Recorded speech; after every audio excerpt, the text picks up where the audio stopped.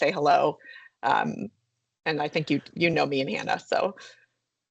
Yeah, I'm happy to join us. I wanted to meet some of the faces I haven't seen in a while. But my name's Jake. I'm the account director for the project, so I'll work with Renee and occasionally get to chat with Cass and see what she's up to. But I just support Aaron and Hannah, our production team, our purchasing team, and just making sure the wheels are turning, all things are firing, help problem solve, and just give the team support where they need it, and all the budget stuff. That's always fun. That's me in a nutshell.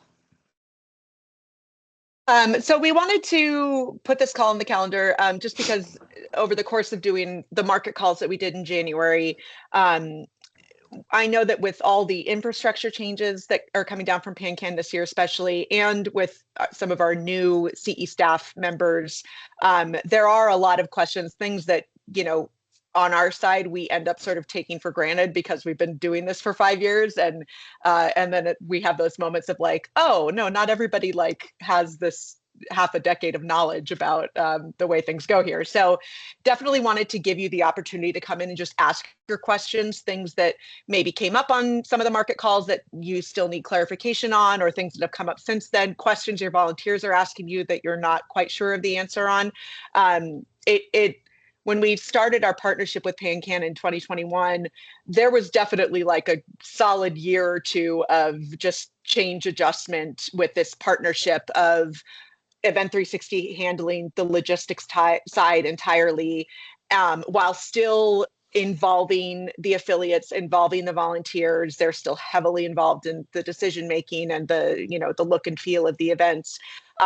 But meanwhile, over on our side, we're sort of pulling a bunch of levers that nobody ever sees, but we want to make sure everybody understands what's happening. So we really want to open this up to you. If you've got your list of questions in front of you, we've got a couple things we can screen share if we need to go into more detail about the infrastructure changes, the new start finish line expectations for markets that don't have premier sponsors.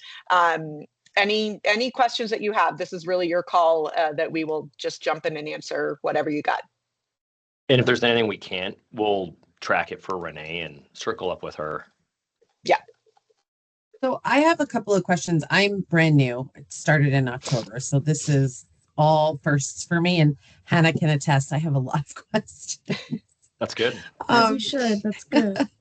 So my first one actually is I need to confirm, but I'm fairly certain that New York will in fact have a premier sponsor. We thought it wasn't going to happen, and now we're pretty sure it is going to happen. So what is my deadline for that and letting you guys know? So the sponsorship deadline is March 9th. Okay. So you really have until then. Now with premier sponsors, we tend to know those earlier because it's such a big sponsorship. Those aren't ones that are really popping in at the last minute. But I also understand that sometimes if you're working on that relationship for a little while, it may take until then before it's finalized. So March 9th is the sponsorship deadline.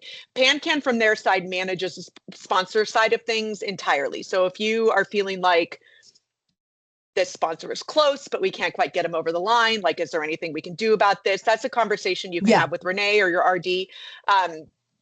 But March 9th would be the deadline. And then after that deadline, PanCan will provide to us a full list of every sponsor in every market.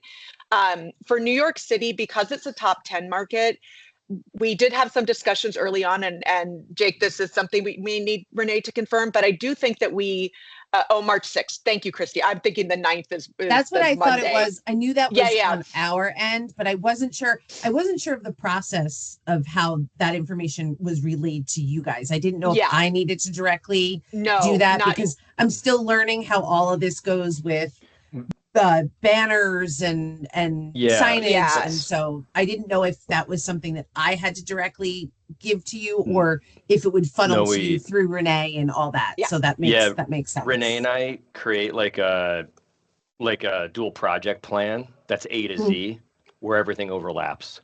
So that's one of the key milestones of the project. And then from there, it feeds into signage. It feeds into a bunch of different things that are already outlined and planned. So which is helpful because I think that would sort of parlay into my next question of, I went and saw the New York, and I don't want to take this over as a specific market, but I went to their storage unit and there's a ton of signage there. There's a giant banner, but then there's smaller signs, directional signs, etc.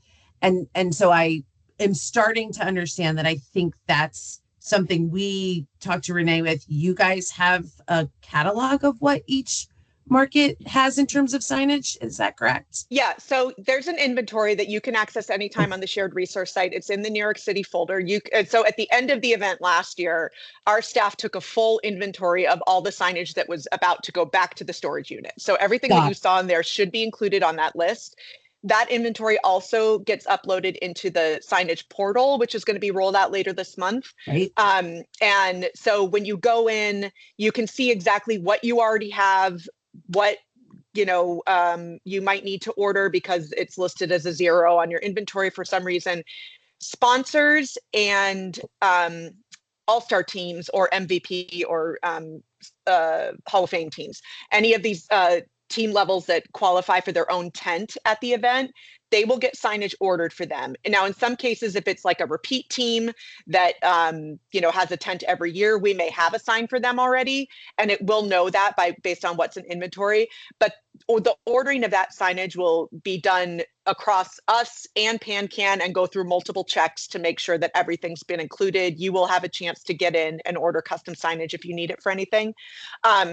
I wanted to jump back real quickly to your point about the premier sponsor in New York.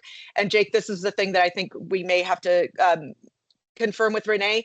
I believe because New York is a top 10 market in terms of fundraising, that they can have a start finish trust regardless of if they have a premier sponsor. This was something we discussed kind of early on, and then I think hasn't come up again really. Most of the top 10 markets have premier sponsors anyway, so it's a non-issue. But if New York ends up not having one, that's just one of those markets that, because the permitting is so strict and very precise, like we want to change things up as little as possible there, right? Like we don't want to mess with what they're used to and what we know will get approved. So it's probable that New York City will have a trust for their start finish no matter what. But try and get that premier sponsor anyway. This is really helpful, because that was one thing that was sort of keeping me awake at night. Like, I don't know what to order. I don't know what's where. I don't know anything for New Jersey, New York, so Jake's or Delaware. got the signage portal up to give you a little glimpse at what this. Yeah. Okay.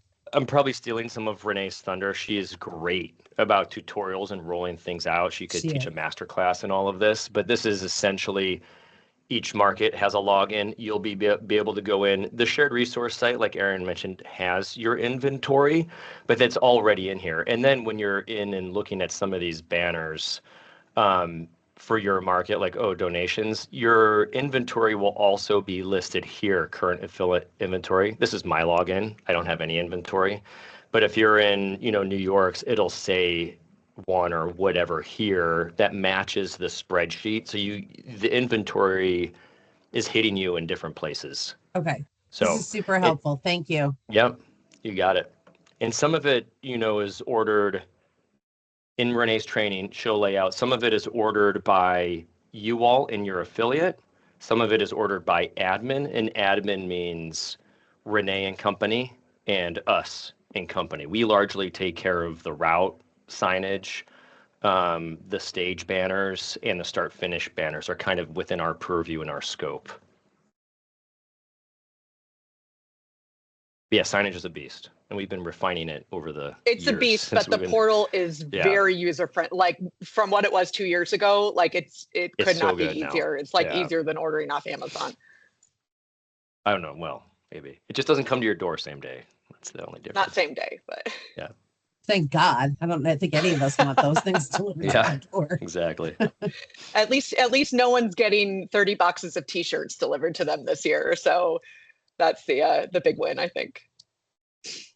What else you got?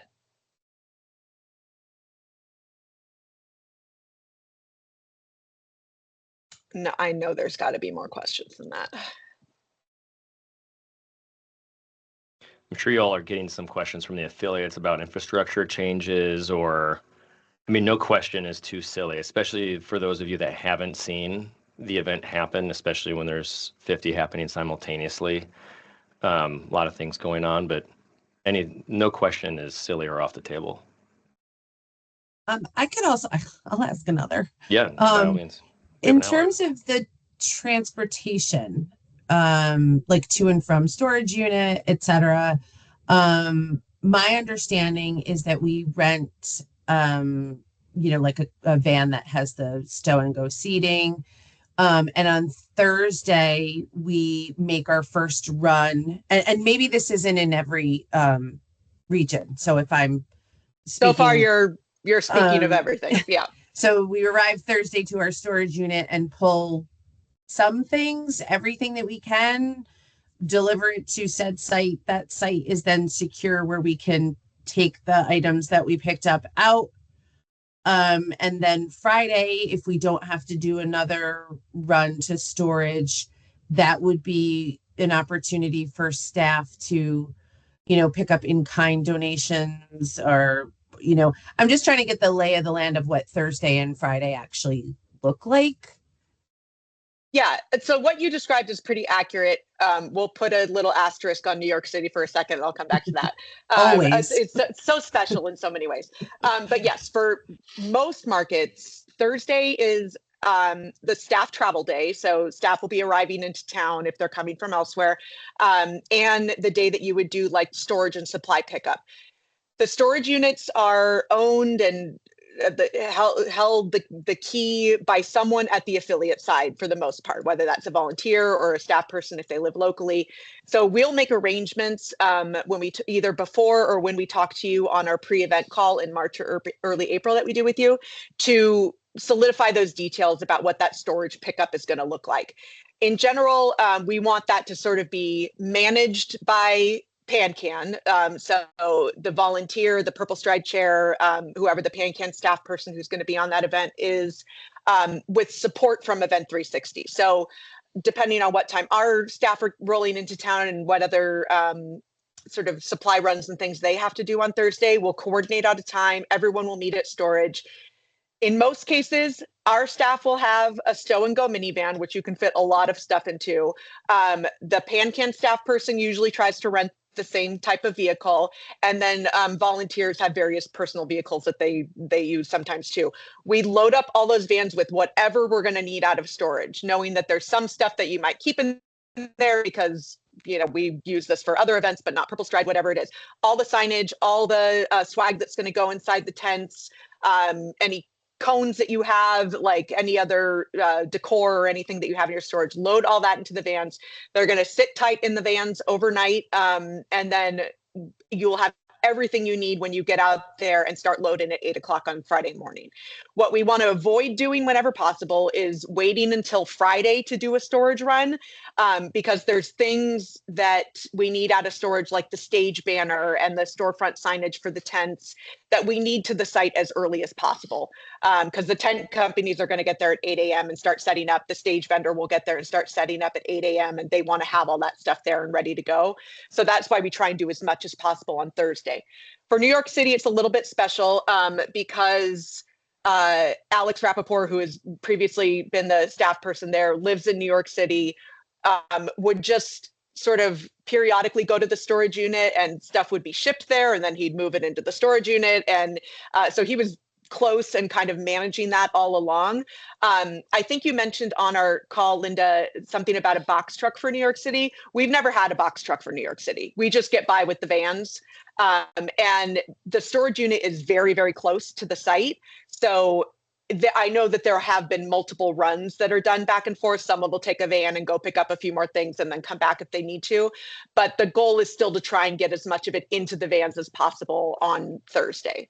And we'll talk about the special logistics at each market when we talk on the pre-event call and iron out the storage pickup plan. Great, thank you. I think that's a piece that's like a little bit weird and unique and confusing every year. So don't feel like you're behind the 8 ball on that at all. Like that's a unique conversation that happens every year with each market. At a high level, you could look at the 3 days in simple buckets. Thursday, travel day for our staff. We have 2 staff at every event. There's some variations there depending. So Thursday's a travel day and we do a site visit to go check it out, or staff that get on the ground. Site visit, it's optional for the affiliate and PanCan staff to do that site visit. And then Friday's just loaded. All the vendors, all the stuff gets up, dressed, and we just try to thread the needle of staying in lock and step with the two key vendors, AV and tents, so there's no delay. So then we pretty much get 95% there. And then there's an early, maybe a slightly earlier call on Saturday event morning where we come in and button stuff up. There's a lot of weather contingencies and that kind of thing. But then Saturday event is executed, and then we load out, and then our staff fly out that day. So it's that's the high level flow of the weekend. And then command, we have 4 people in command that will be supporting you all, that our staff are checking in on, like, hey, load-in's done, security's here, walk start happened, like they hit all these milestones. So we're tracking from command and helping you all troubleshoot situations that arise. Late tent vendor, t-shirts don't show up. Renee is in there with us, so she's helping troubleshoot kind of like where our scopes fall together, and then we kind of cross the bridge together on troubleshooting. When events are wrapped up, right, they're finished on Saturday, Event 360 does another, I assume, inventory of what's left, all that. Yep. Does the Event 360 staff also then help the affiliate? And I know every market might be a little different, but if they have the capacity, do they then help load back into the vans and take them back to storage and unload with the help of volunteers? And you said the magic phrase, if they have the capacity. It kind of depends on when flights are and things like that. We try and plan it strategically so that at least one staff person is not on a 2 p.m. flight or something that they're going to have to rush to. Again, in most cases, the staff are able to help run stuff back to storage at the end of the event. That is where it becomes a little bit key to make sure that as you're planning volunteer roles for the day, for event day, that if there are 1 or 2 people, often it's the PurpleStride chair who likes to stick around until things are truly done and shut down. But if there are some people that can help with doing that run, even if we can fit everything in our minivan and get it all there, it's just the unloading it back into the storage unit and then making sure there's someone there who can take the key. Because we definitely don't want our staff flying back to wherever they're from with the key to New Jersey's storage unit. So. Right. Okay. Thanks. I also want to add to, Linda, if this helps, and I know we have a few other new ones on the call too, is Aaron and Jake's team does a beautiful job on that pre-event call to really lay out, and correct me if I'm wrong, Aaron, from what I remember, but they really lay out the Event 360 staff responsibilities, our staff responsibilities, and the volunteers' responsibilities. So there's clear expectations there. And so I would really urge, and Renee's going to share this too, but on that last call for the staff, if you're not going to an event, the staff that will be attending the event, urge them to strongly attend that call so they can see. And if not, if their schedule doesn't allow it, then you can have a one-on-one with them and have that conversation with them, Linda, as well. So did I speak that right, Aaron? Yes, absolutely. And we definitely record all of those calls too, because we invite the Event 360 staff to join those calls, the PanCan staff person who will be on the event to join those calls. We understand that people's schedules don't always mesh up perfectly. So we record the calls for sure, so you can watch them afterwards. Linda, we'd even be happy if you think it would help to send you like the recordings of New York and New Jersey's pre-event calls from last year. It's getting maybe a little bit ahead of the game, but I also know I have a feeling you're like this too, which is like me, that you want answers now for like everything. And we can sit here and figure that out. I don't know how I picked up on that. Having us tell you, don't worry, we'll talk about that at the end of March. We'll talk about that at the end of March. Feels like it's a million years away. And you're like, I need this information now. So I think it's interesting because it's more like, I'll figure it out where I am. I'm worried about the staff person that has to go to the 2 other affiliates that are mine. And that's probably my it will concern. be a staff person who's done a PurpleStride before. And so I hope so. Even if it's not in the market that they're going to, like if they went someplace else, most of these things are pretty standard. But yeah, we can send you the recordings for your events, pre-event calls from last year. So you can sort of get a little sneak peek. Don't actually worry about that, because that might send me into a further tailspin. I trust that all of you who have been doing this way longer than I have will guide us in the right direction. I just was unsure how it all, played out. And like I said, my biggest concern is I can wing it when I'm there. I know I'll have a bunch of people that already have experience. My concern was whoever is doing New Jersey and Delaware, I wanted them, because I will only be learning myself. Yeah. I didn't want them to sort of flounder either. So perfect. Sure. This is all perfect. Thank you. In New Jersey, I'll say New York and New Jersey, from our side, you have some, between the two of them, I think they have almost 50 years of event experience. Yeah. They're amazing people. Delaware, I was just going to look at your staffing. We're about 80% there on staffing. I think you have a returning.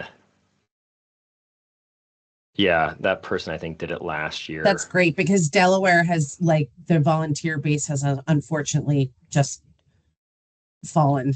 A little bit this year, yeah. Yeah, it's pretty significant. I'm actually going there next week to sort of drum up some interest, but I'm happy to hear that there's somebody with past experience in Delaware, because I fear that it might be a little thin. So.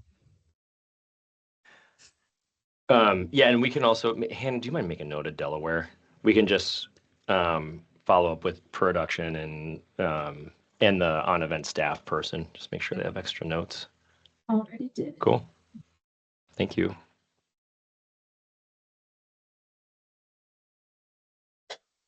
What else you got? Hi, Quincy, you snuck in. We didn't say hello to you.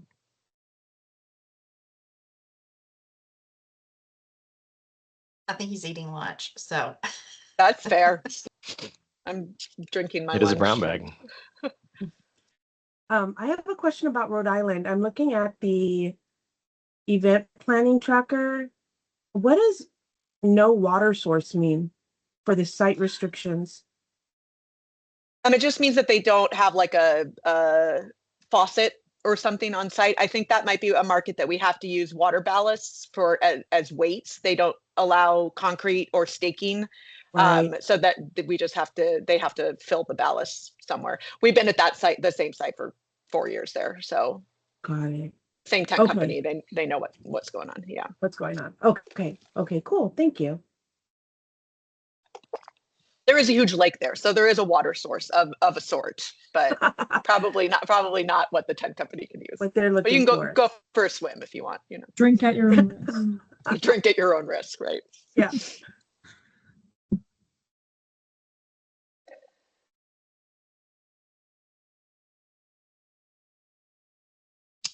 Christina, I know I don't have my list right in front of me right now because I'm in a hotel, but I know that you have at least, I believe, a one core package market, or do you have all expanded? I think they are all okay. Expanded. Remind me. I know if I don't have my list right in front of me to look at. Sorry. Columbus, I have it open. Cleveland, Cincinnati, and Indianapolis. Those are all expanded. In Cleveland. Yeah. Yeah. Oh. Okay. Yeah.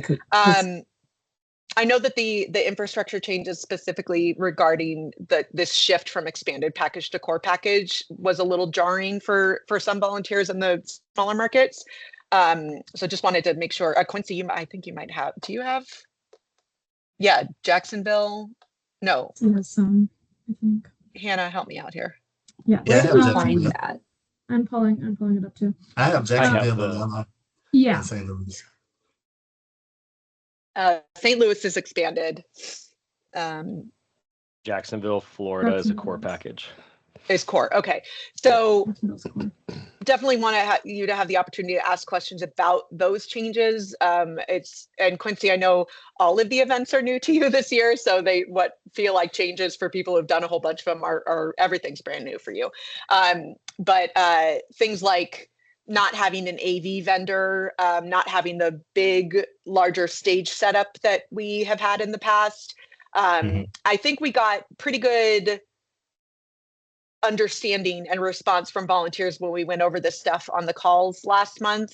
But I know that, again, this could be another spot with some growing pains just to make this adjustment to a smaller package. So wanted to know if you had been hearing anything from your volunteers or if you had any questions about the core markets specifically that are getting the smaller package this year?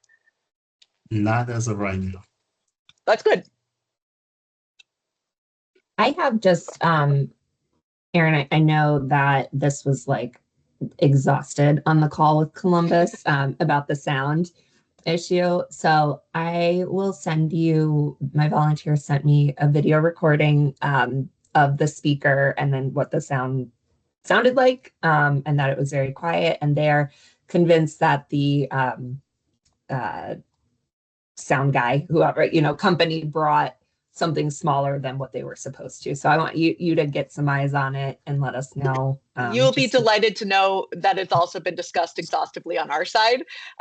So first of all, it's a new set. We do have a new sound vendor in Columbus this year, not the same one that we had last year. And I think Jake can probably explain this a little bit better, that the sound package that Columbus is slated to get this year is actually a little bit different in terms of where the speakers are positioned. And it might end up working out better for the Columbus layout. I'll let Jake get into the nuts and bolts of that a little bit more. So we have 3 different levels of a sound package depending on number of people. New York City, Washington, D.C., you've probably been on an event, Christina, where you see like these stacks of speakers on a big, tall stand, and they look like boxes, and they're all stacked on top of each other, and there's a bass box down below, and they're right next to the stage, and it just pushes out sound from there. So that's what Columbus has had. We changed the sound package up because you are expanded, but with the number of people, we are kind of dispersing the sound on eons. So there will be six stands around the site that have sound. So it's kind of like a more even distribution of sound. And it's not just kind of blasting from one place. So that coupled with the new sound vendor, and this will be something that we'll be monitoring from command because it was a hot topic. So we want to make sure the affiliate is just happy with that sound level. I also recommend, are you going to be at that one by chance? You're in Ohio, or are you going to Cleveland? I think no, I was in Columbus last year, but I'll be Cincinnati this year. Okay, well, you were there, so you have some good perspective. Yeah. So our staff member on the ground and yours, whoever's there in the affiliate, sound check day before. That's the key to any successful program the following days. We want to do a sound check day before, not morning of. Everybody's in a rush, cruising around doing things. So we want to take that time day before and do a sound check. And I think that's something we can add to your pre-event call agendas. Make sure we touch on that. Make sure the affiliate takes the time with the AV vendor to do that sound check. Okay, great. You're on mute, Aaron. The sound vendor, like their tech will stay there throughout the event too. Yeah. And we'll relay this to our staff again as well, that they shouldn't be shy about going and talking to because I know that the sound acts a little differently when there's nobody in the site versus when there's 1,000 people in the site. And so if during the event you're finding that there are still issues with things, like you can, the PanCam staff person or the Event 360 staff person can always go to the AV tent right next to the stage and just say, hey, we're having a real hard time hearing in the back. And they can make adjustments sort of in the moment there too. We did also bring these issues up with the wind in particular that Columbus seems to get every year with our purchasing manager. And so he's going to talk with his team so that when they're having their conversations with the sound vendor specifically, because it is a new vendor this year too, that they're just aware, and these guys are experts, like that who have dealt with windy conditions, I'm sure before, that this has been a concern year after year, and do what you can to, I don't know, adjust the treble, or I don't know how they do it, but to make the sound a little happier. Okay, thank you. The volunteers will be thrilled to hear that this update. We also, I'll just tell you, since you're here now, and Hannah will follow up with an email about this probably next week, that we had talked also about getting some sidewalls for some of the tents to sort of block the wind a little bit, but place, not on all of them, but just placing them strategically so they sort of block the flow of the wind. So we just we'll want to get more information from you and the volunteers about where strategically they would be best to place those, and we can add some of those to your order, since wind is your enemy year after year. Thank you. Of course. And correct me if I'm wrong, Erin and Jake, but in regards to like a video of the actual like sound on the day of, that sort of thing, I know that that is always helpful. I know, like, what was it in Raleigh Durham? They were, volunteers were saying, oh, the stage was too small, but then they sent us an actual picture and the stage was actually very small. And we're like, actual pictures and stuff is always really good for purchasing, to be like, either to validate that or also to go back to our vendor or our invoice and say, like, were these actually the speakers that we ordered, now that we have a video or a picture of it on the site? Yeah. And we'll also get that from our staff too. Yeah. Because ultimately that's our scope. So our staff is QCing that on the ground. Yeah. Yeah. Yeah. Quincy, did you have a question? If you're talking, you're on mute.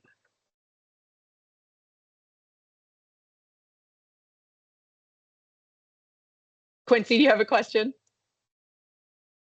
I see you keep raising your hand. I have a question, but he's not going to tell us. Oh, maybe. Oh, teams. Quincy's house, do you have a question for us? All right, come back to us, Quincy, if you have a question. Quincy Silling. I do have another question. When is the next, is there another call before the April calls? No. Just it'll be March 23rd through April 4th will be the 2-week span that we'll do those pre-event calls. But we don't have another call scheduled between that unless one is needed for something. Like, we can always do a one-off if something comes up. Got it. Okay. Thank you. For that list of the expanded versus core, was that in the event proposal with the numbers of people? I think the best place you can go to see what that's all about is the shared resource site. There's a folder called Resources Logistics. It's a blue folder in the document library. And then in there's a PowerPoint presentation that's infrastructure changes. And that spells out all those changes, and then is especially good. Thanks, Jen. Especially good because it, well, you don't have any core markets, but if you did where the DJ is being asked to provide the sound system, it gives very specifics about specific information about what we need them to provide. So Perfect. Okay. That's probably the best one for you to look at. I found it. Thanks. I'm glad, because I can't, this is a new computer and I can't figure out how to share my screen right now. So while you were talking about that, I was trying to find it and get the link for it, and it just straight up wasn't working. So I was going to try and, didn't happen. I believe this is it. I'll put it here just in case Quincy needs it. Awesome. Thank you.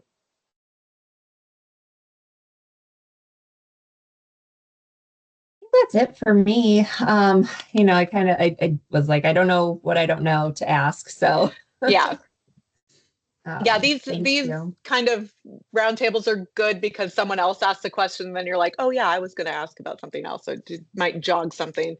But yeah, I mean, if you think of something else you're going to ask 5 minutes after we hang up, you can always shoot us an email and we'll get you an answer pretty quick. Thank you. I know you will. You always do. Appreciate it. All right, I'm gonna hop. Everyone have a good weekend. Great to see you, Christina. You too. Nice meeting you, Christina. Take care. Yes, you too. Bye-bye. Quincy, anything else?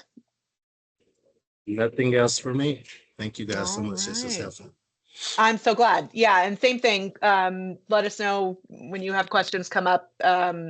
I know Jacksonville is a market where you're quite a few of your volunteers jump ship this year too. So just understanding if you end up having some extra questions about that one in particular. Gotcha. Yeah. Okay. Thank you guys. All right. All right. See ya. Right, take care. Have a good one.